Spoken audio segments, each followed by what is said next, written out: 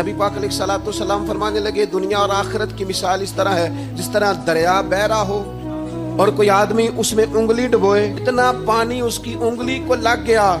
ये दुनिया है, और जो बाकी ठाठे मारता दरिया पीछे है, समुंदर पीछे है, वो सारा आखिरत है।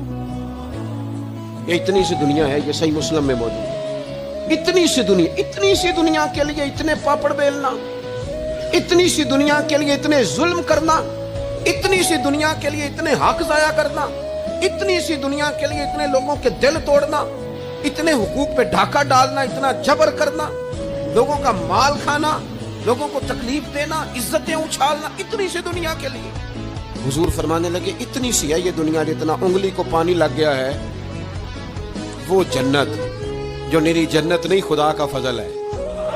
जो अल्लाह की अता है अपने बंदों के लिए। मेरे करीम फरमाने लगे, उस जन्नत में वो नेमतें हैं न किसी आंख ने देखी, न किसी कान ने सुनी, न तुम्हारे दिल पर कभी ख्याल ही गुजरा होगा कि हमारा रब हमें ये जी अता फरमाने वाला है।